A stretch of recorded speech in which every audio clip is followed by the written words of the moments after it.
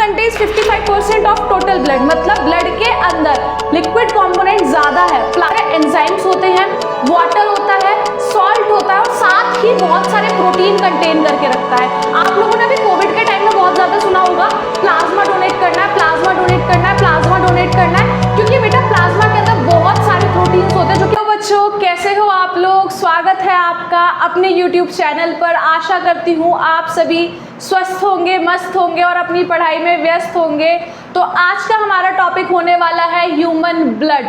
आज हम लोग खून के बारे में पढ़ने वाले हैं, रक्त के बारे में पढ़ने वाले हैं। बेसिकली खून क्या होता है, उसके क्या क्या कंपोनेंट्स है, किस किस चीज़ से मिलकर बना होता है, इस वीडियो में आज हम वो सब देखने वाले हैं। तो बिना किसी देरी के अपनी वीडियो के अंदर चलते हैं और खून के बारे में पढ़ते हैं। चलिए तो स्टार्ट करते हैं। सबसे पहले डायग्राम से, ये डायग्राम बनाया है आज मैंने और ये कुछ नोट्स हैं जिनकी हेल्प से हम लोग पढ़ने वाले हैं और खून को समझने वाले हैं। तो बेटा ब्लड एक कनेक्टिव टिश्यू है, हमने क्लास 9th में पढ़ा है टिश्यू चैप्टर में। Blood is a connective tissue बेटा।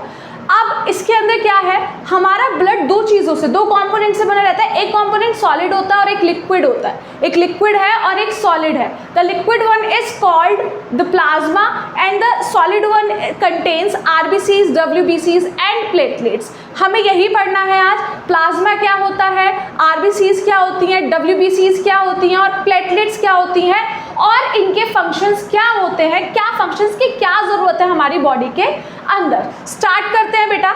अब हमारी बॉडी से ब्लड लिया गया, उस ब्लड को जब हम लोगों ने देखा तो उसके बाद हमें दो कंपोनेंट्स देखने के लिए मिले। The component number one is plasma which is liquid in form and the second component is this डब्ल्यूबीसीज, आरबीसीज एंड प्लेटलेट्स। ये पूरा सेकेंड कंपोनेंट है बेटा, ठीक है। Plasma contains 55% of total blood, मतलब ब्लड के अंदर लिक्विड कंपोनेंट ज्यादा है, प्लाज्मा ज्यादा है, 55% प्लाज्मा है।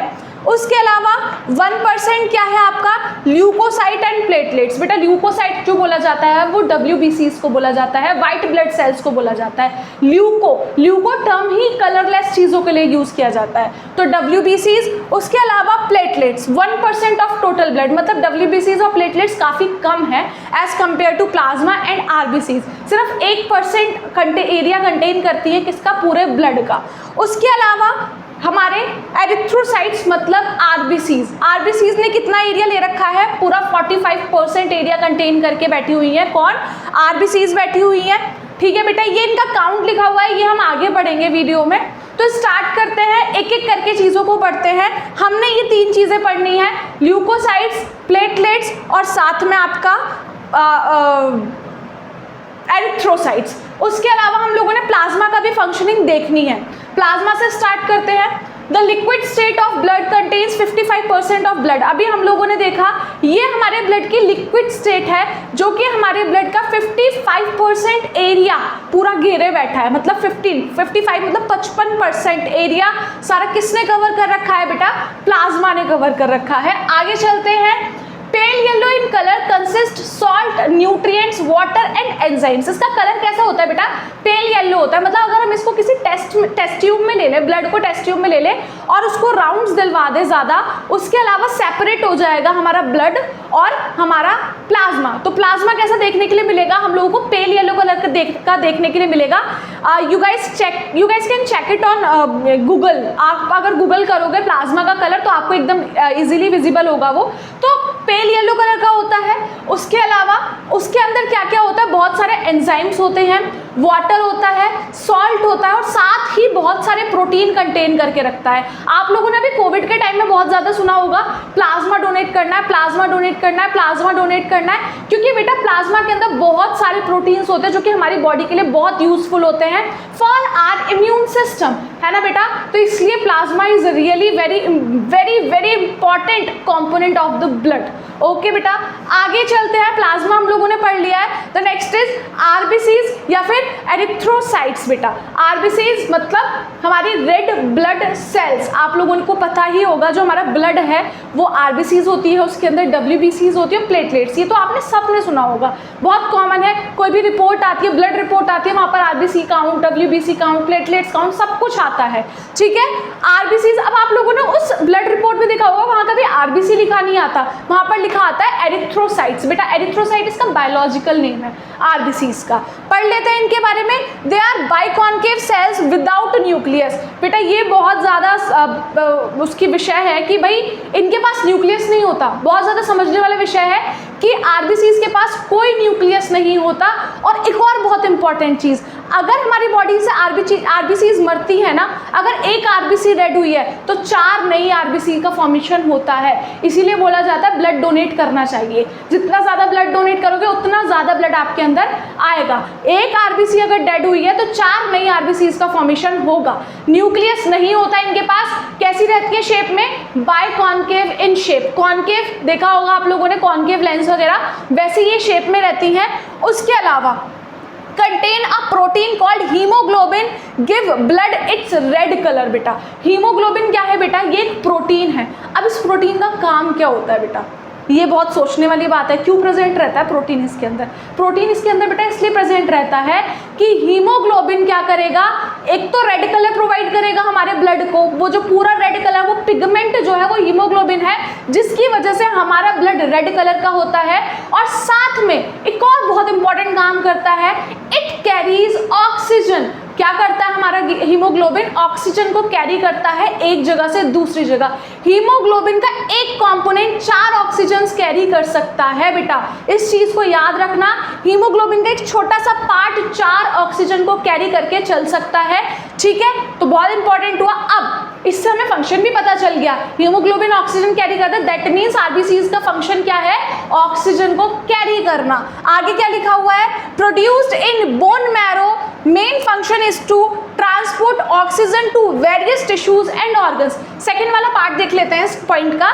इसका मेन फंक्शन होता है हमारी बॉडी में जितना भी ऑक्सीजन है उसको हमारे बॉडी के ऑर्गन्स पर और टिश्यूज पर ट्रांसपोर्ट करने का काम कौन करता है बेटा? आरबीसीज करता है।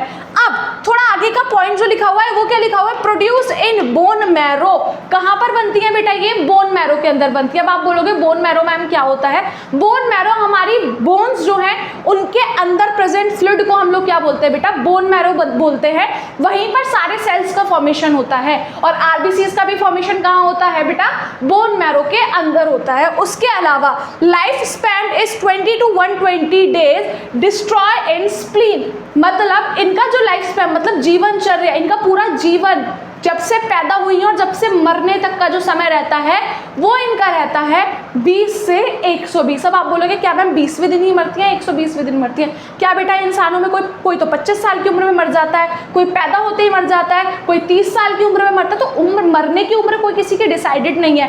मतलब कम से कम 20 दिन तक जिएंगी, ज़्यादा से ज़्यादा 120 दिन तक जीती हैं। उसके बाद आरबीसीज क्या हो जाती है? डेड हो जाती है। अब आप बोलोगे मैम डेड हो जाती है तो क्या बनती नहीं है? मैंने वीडियो के स्टार्टिंग में ही बताया था कि एक आरबीसी मरेगी तो 4 नई आरबीसीज का फॉर्मेशन होता है बेटा।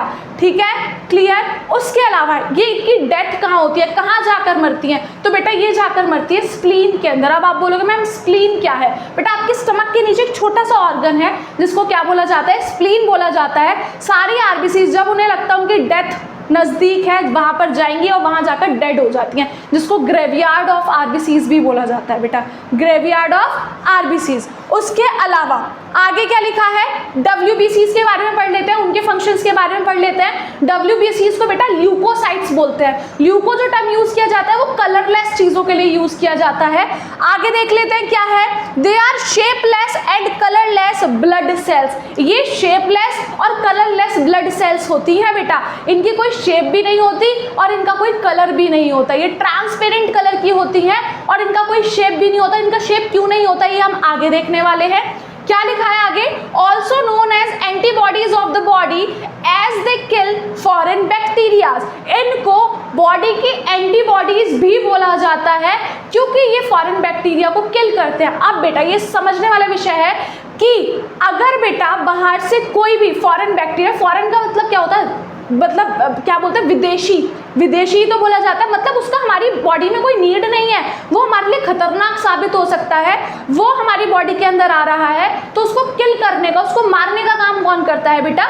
डब्ल्यूबीसीज ही करती हैं। इसीलिए ये शेपलेस होती है। Suppose let's take an example, आपका हाथ कट गया, आपका हाथ कटा, अब बाहर के एनवायरनमेंट को पता पड़ गया भाई इसका हाथ कट गया, इसके अंदर तो हम लोग घुस जाएंगे। अब ये जो हाथ कटा है यहाँ से हम घुसने वाले हैं, तो क्या करेंगे, फॉरेन बैक्टीरिया यहाँ से एंटर करने का कोशिश करेंगे। अब WBCs को भागे भागे आना है और उनको किल करना है। अब भागे भागे आने के लिए अगर वो कॉन्केव शेप की हुई या फिर स्क्वायर शेप की हुई तो क्या वो निकल पाएंगी हर जगह से? हमारी बॉडी में तो इतने सारे वेसल्स वगैरह नहीं निकल पाएंगी ना, तो उनको निकलने के लिए जगह चाहिए, इसलिए वो शेपलेस होती है, वो किसी भी शेप की बन जाती हैं। मोड़ तरोड़ के वो उस जगह पर आ जाएंगी और आकर सारे फॉरेन बैक्टीरिया को क्या कर देंगी, किल कर देंगी बेटा। ये एक एग्जाम्पल था, जरूरी नहीं है फॉरेन बैक्टीरिया आपके चोट लग रहा है, कट लग रहा है वहीं से आएगा, नहीं बेटा, आपके खाने के थ्रू जा सकता है, कोई भी आपको बैक्टीरिया अब किसी भी तरीके से आ सकता है बेटा। बेसिकली कोई भी आपको ऑर्गेनिज्म लाइक मच्छर खा जाता है, वो भी फॉरेन बैक्टीरिया छोड़कर जाता है आपके अंदर, वहां पर भी कौन हेल्प करता है, WBCs हेल्प करती हैं प्लाज्मोडियम को किल करने के लिए बेसिकली। उसके अलावा produced in bone marrow, life span 30 to 20 days. इनका भी जन्म, मैंने भी आपको बताया सारी सेल्स बोन मैरो में बनती है, इनका भी जन्म बेटा बोन मैरो में होता है और इनका लाइफ स्पैन क्या रहने वाला है, थोड़ा कम रहने वाला है। इनका लाइफ स्पैन रहेगा 30 से 20 दिन का। हर 30 से 20 दिन बाद ल्यूकोसाइट्स डेड हो जाते हैं, मर जाते हैं और नए ल्यूकोसाइट्स का फॉर्मेशन होता है। क्लियर बेटा, क्लियर। आगे है बेटा प्लेटलेट्स, ठीक है, जिसको हम लोग बोलते हैं थ्रोम्बोसाइट्स। प्लेटलेट्स का साइंटिफिक नेम क्या है, थ्रोम्बोसाइट्स। क्या है इनके बारे में, they are small colourless fragments present in our blood. ये फ्रेगमेंट्स है, ये बेसिकली सेल्स नहीं है, फ्रेगमेंट धागे जैसे स्ट्रक्चर्स हैं। इनका काम क्या होता है बेटा, इनका बहुत ही इंपॉर्टेंट इनका काम है। सबसे पहले देख लीजिए, ये छोटे होते हैं बहुत और कलरलेस होते हैं, इनका भी कोई कलर नहीं होता। Form clots and prevent bleeding. इनका काम क्या है, ब्लड क्लॉटिंग करने का बेसिकली बेटा। क्या करने का, ब्लड क्लॉटिंग करने का। अब एक डायग्राम की हेल्प से हम लोग क्या करते हैं, इसको समझ लेते हैं। इन केस बेटा ये आपकी स्किन है, हियर इज योर स्किन, ये क्या हो गई है, डेड, चोट लग गई है इसलिए बीच में से मैंने ये गायब कर दिया। ठीक है बेटा, ये स्किन थी, इसमें चोट लग गई है, मैंने इसलिए बीच में से गायब कर दिया। अब क्या होगा, सारे RBCs बाहर आने लगेंगे, साथ में WBCs भी बाहर आने लगेंगे बेटा, फॉरेन बैक्टीरिया उसको किल करने के लिए। यहाँ सारा बवाल मच जाएगा बेसिकली। प्लेटलेट्स क्या करेगी बेटा, प्लेटलेट्स सारे RBCs को, सारे WBCs को इकट्ठा करेगी और आपस में क्या कर देगी, बाइंड कर देगी। ये क्या करा उसने, बाइंड कर दिया, आपस में उनको जोड़ दिया सबको, और ब्लड की क्या करा दी, क्लॉटिंग करा दी, खून का थक्का जमा दिया और खून नहीं आएगा बाहर। ऐसा ही होता है ना, आपको कभी भी चोट लगती है 8 से 14 मिनट के अंदर ब्लड क्लॉटिंग हो जाती है बेटा। क्या हो जाती है, ब्लड क्लॉटिंग हो जाती है। ब्लड क्लॉटिंग के लिए बेटा 14 फैक्टर्स रिस्पॉन्सिबल होते हैं, 14 प्रोटीन्स आपस में मिलेंगे तब जाकर ब्लड क्लॉटिंग होगी। अब आप बोलोगे मैम डायबिटिक पेशेंट की ब्लड क्लॉटिंग क्यों नहीं होती, क्योंकि बेटा उनका एक फैक्टर मिसिंग होता है जिसकी वजह से उनकी ब्लड क्लॉटिंग नहीं हो पाती है। तो प्लेटलेट्स का बेसिकली क्या काम होता है बेटा, ब्लड क्लॉटिंग करने का। अगर हमारे कहीं भी चोट लगी है वहां से ब्लड बाहर आएगा, सब चीजों को इकट्ठा करेगा प्लेटलेट और आपस में बांध देगा, फैली हुई चीजों को आपस में बांध देगा और ब्लड क्लॉटिंग करा देगा। यही इसका मोस्ट इंपॉर्टेंट फंक्शन है। उसके अलावा ये भी बोन मैरो में बनती है और इनका लाइफ स्पैन क्या होने वाला है, 3 to 5 डेज का होने वाला है बेटा। Clear, that is it all about plasma, RBCs, WBCs and platelets. एक बार एक छोटा सा ओवरव्यू ले लेते हैं। प्लाज्मा क्या है बेटा, आपके ब्लड का liquid component contains 55% of the blood, 55% area ले रखा है इसने। इसका काम क्या होता है, सारे प्रोटीन, सॉल्ट्स या फिर वाटर को एक जगह से दूसरी जगह ट्रांसपोर्ट करता है। उसके बाद आ जाओ हमारी RBCs, that is erythrocytes. Erythrocytes के पास कोई न्यूक्लियस नहीं होता, बाइकॉन्केव शेप होती है और इनके अंदर एक पिगमेंट और एक प्रोटीन प्रेजेंट रहता है जिसका नाम होता है हीमोग्लोबिन, जो कि ब्लड को रेड कलर प्रोवाइड करता है, साथ ही ऑक्सीजन को एक जगह से दूसरी जगह ट्रांसपोर्ट करता है। लाइफ स्पैन क्या होता है, 20 to 120 डेज का लाइफ स्पैन होता है RBCs का। फॉर्मेशन होता है बोन मैरो में, डेथ होती है स्प्लीन में। उसके बाद आ जाओ बेटा WBCs पे। WBCs जो कि कैसी हैं, जिनको हम ल्यूकोसाइट्स बोलते हैं, जो कि कलरलेस है नेचर में बेटा। इनकी फंक्शनिंग क्या होती है, ये एंटीबॉडीज होती है हमारी बॉडी की, कलरलेस एंटीबॉडीज है जिनका काम होता है फॉरेन बैक्टीरिया को किल करने का। इनका लाइफ स्पैन होता है 13 to 20 days, right, 13 to 20 days. उसके अलावा अगर हम लोग बात कर लेते हैं प्लेटलेट्स की बेटा, थ्रोम्बोसाइट्स। प्लेटलेट्स का काम क्या होता है, ब्लड क्लॉटिंग अटेंड कराने का। ये भी कलरलेस फ्रेगमेंट्स होते हैं। अगर कहीं भी चोट लगी है तो क्या कराते हैं, ब्लड को क्लॉट करा देते हैं और खून का थक्का जमा देते हैं। उसके अलावा इनका लाइफ स्पैन क्या होने वाला है बेटा, आपका 3 से 5 दिन का, 3 to 5 डेज का लाइफ स्पैन होने वाला है। फॉर्मेशन कहाँ होता है, बोन मैरो के अंदर होता है। अब बेटा इनके काउंट्स के बारे में पढ़ लेते हैं, कितने कितने काउंट्स होने चाहिए। सबसे पहले पढ़ेंगे आरबीसीज के बारे में। आरबीसी सबसे ज्यादा प्रेजेंट है क्योंकि मेल्स के अंदर आरबीसीज 4.35 to 5.65 ट्रिलियन तक हो सकती है, लेकिन फीमेल्स के अंदर आरबीसीज 3.92 to 5.13 ट्रिलियन तक हो सकती है। अगर हम लोग बात करें ल्यूकोसाइट्स की, ल्यूकोसाइट्स मतलब डब्ल्यूबीसीज 3.4 to 9.6 बिलियन होते हैं मेल्स में भी और फीमेल्स में भी।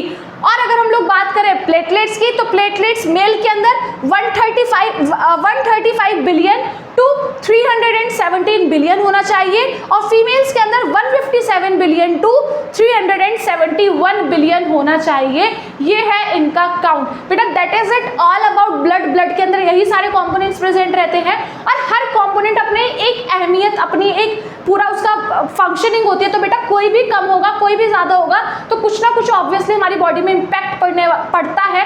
मलेरिया, डेंगू, ये जो हमें बीमारियां होती है, क्यों होती है बेटा, क्योंकि ल्यूकोसाइट्स काउंट काफी कम हो जाता है, जिसकी वजह से वो बैक्टीरिया से फाइट नहीं कर पाते और बैक्टीरिया अपना घर जमा लेता है अंदर आके।